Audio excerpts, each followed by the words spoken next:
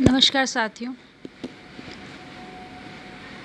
कल मैंने रात में एक एक्सपेरिमेंट किया था और उस एक्सपेरिमेंट को मैं आपके साथ साझा करना चाहूँगी और उसमें मेरा क्या संदेश छुपा है मैं आपके कमेंट से उसको जानना चाहूँगी। रादर मैं एक्सप्लेन भी करूँगी कि वो मैंने क्यों किया और आज हम कहाँ खड़े हैं।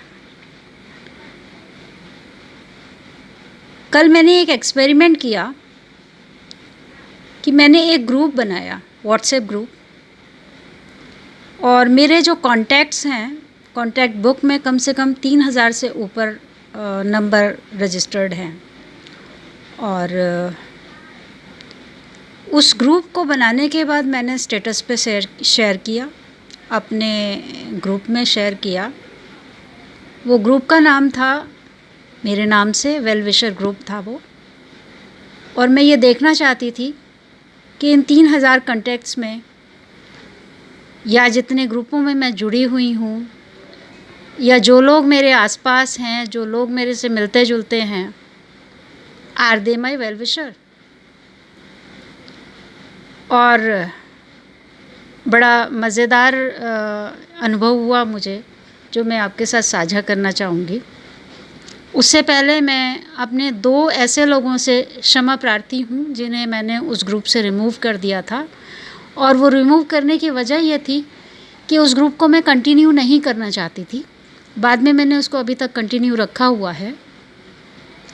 उनको रिमूव करने की वजह ये थी कि मैं जानती हूँ कि they are my well wisher. मेरी एक बहुत बचपन की फ्रेंड है, उसको मैंने सबसे पहले रिमूव किया।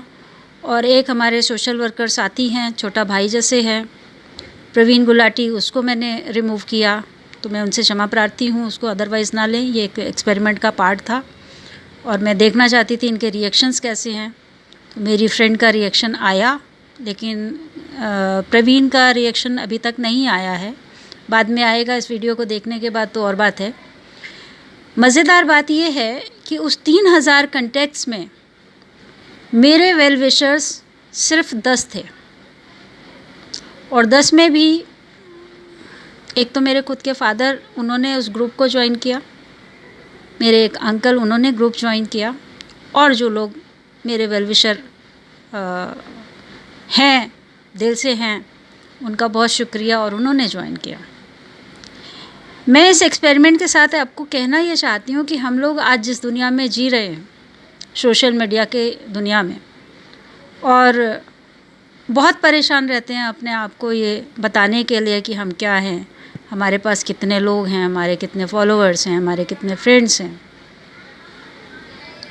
पर सच्चाई क्या है? सच्चाई में वही फ्रेंड्स हैं आपके जो आपके साथ हर उस बुरे वक्त में खड़े हैं जिस वक्त आपका साया भी साथ छोड़ देता है। और ऐसे लोगों को समझने और बताने की ज़रूरत नहीं पड़ती, वो उस समय पर दिख जाते हैं। कल मेरे उस स्टेटस को बहुत से लोगों ने देखा और इग्नोर किया। कुछ ने इग्नोर भी किया, हो सकता है कुछ ये भी एक्सक्यूज़ देंगे कि हमने देखा था, हमें समझ नहीं आया, या हम ग्रुप ज्वाइन नहीं करना चाहते।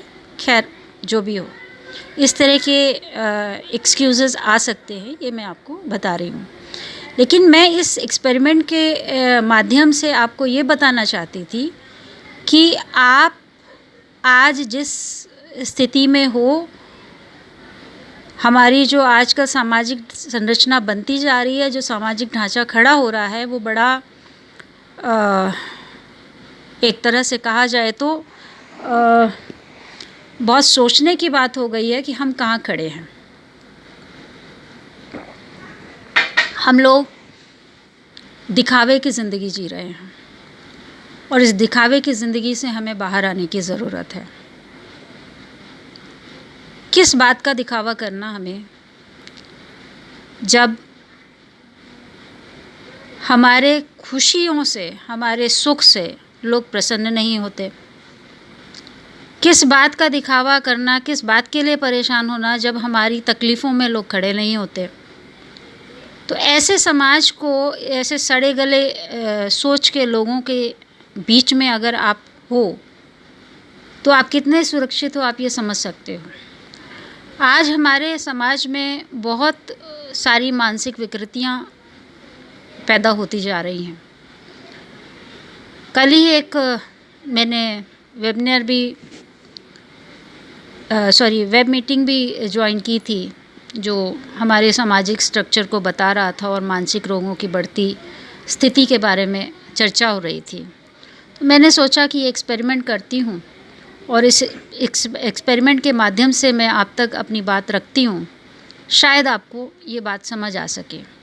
मैं सिर्फ इतना संदेश देना चाहती हूँ कि आप जो हैं, जैसे हैं वैसे जिएं। किसी के दिखाने में कोई हमें क्या कहेगा, कोई हमने क्या सोचेगा, कोई हमारे प्रति कैसा देख रहा है, कैसा सुन रहा है, हमें बिल्कुल इस बात की परवाह करने की ज़रूरत नहीं है।